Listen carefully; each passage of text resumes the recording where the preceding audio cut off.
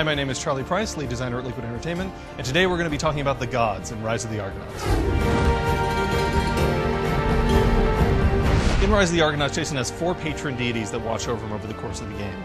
Ares, Athena, Apollo, and Hermes. And each one of those gods has sort of its own individual demeanor and attitude. Ares is the god of war, the chariot rider, stout-hearted Ares. Every single time you make a dialogue choice that's aligned with Ares, you're really, again, taking more of that sort of aggressive, confrontational approach. So Ares is about facing your problems head-on, speaking with your fists, sorting things out later. In combat, Ares is the god of the mace. Each one of our gods is aligned with one of Jason's weapons, one of the ones that he wields in combat.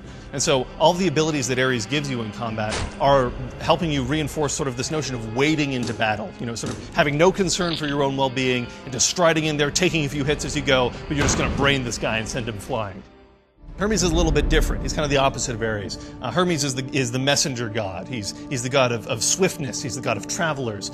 He's also the guy that ushers the spirits of the dead to the underworld. So with Hermes, his attitude is much more cunning. It's much more manipulative. It's much more crafty. So the clever player is going to want to sort of be more aligned with Hermes, and a lot of his choices are a little bit more manipulative. It's Jason getting a sort of an intellectual edge on his opponent, showing off his street smarts as a whole.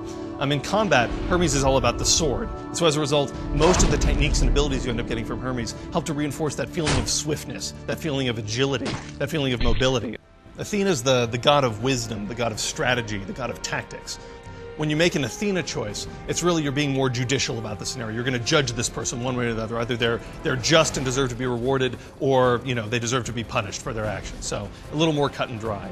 In combat, Athena is the goddess of the spear. That's the domain that she has. And so a lot of her special abilities are more about timing and tactics. A lot of Athena's abilities are about interrupting people, going through and you can impale and toss people. There's a bunch of cool things you can do with the spear.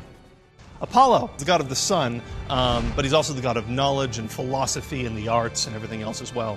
When you're making an Apollo choice, generally it's more compassionate, it's more empathetic, and in doing so, you show yourself as more of a compassionate king, more of the people's king.